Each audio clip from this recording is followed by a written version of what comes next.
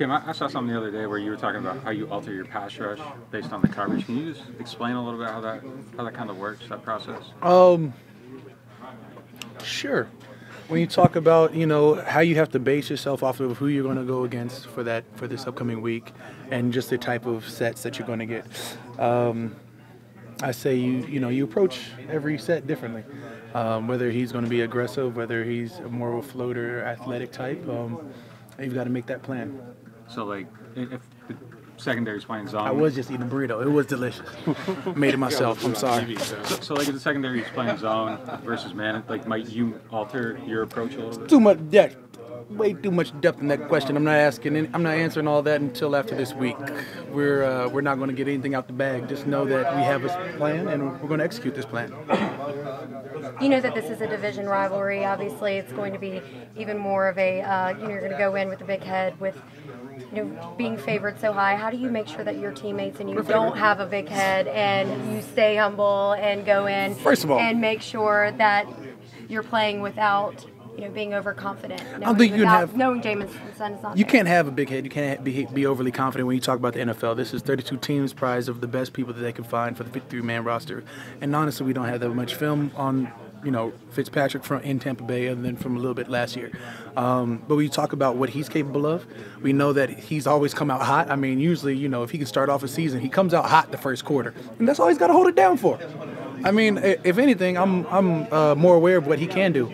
His pocket presence, his ability to fill. If you look back at some of his Buffalo film, he comes out hot first 6 games. And all he's got to do is rock it for 4. So, this is somebody who's got a chip on his shoulder, who's trying to prove that, he's not even got it. He's probably one of the better quarterbacks to do it in the first quarter of the season. When you talk about their offensive line, when you talk about how they brought in a centerpiece, how they've switched up the backfield, and we're going to talk about the receiver threats that they have. They got potential to be great. They have potential to go ahead and challenge a lot of teams. And we have to be able to be on top of our game and do what we do. Kim, anything you've heard the start fast message in a lot of years here? Anything more urgent about it? Any different approach to it this year? I mean, if we look at last year and just say had we started out 2-0 and then went on another 8 streak game as the way we did, we'd be sitting probably at number 1, number 2 seed, and that may change a lot of things for us. So a year later, I feel that we got to come out and do just that. We have to claim our number 1, number 2 seed. How can I mean, you obviously talked Don't know about how yet. There's 16 games here. We're heading into week 1 with the same mentality. How can you do something different to start fast? I think we've sort of approached differently this camp. In terms of changing up the tempo at practice, in terms of at practice today even. When you talk about just the fast tempo, our offense that we're trying to shoot out, we feel the urgency in practice, so we're going to feel it in the game.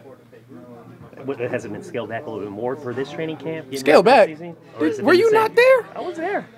Did you not see people cramping up on the sides? You come in from any other team like on the East Coast where it's 80 degrees and sunny, you're not going to find that here. There's a reason why I feel that we were well conditioned for this. I feel that we entered the preseason game with a sharper mentality. I feel that we're going to enter this season with a sharper mentality.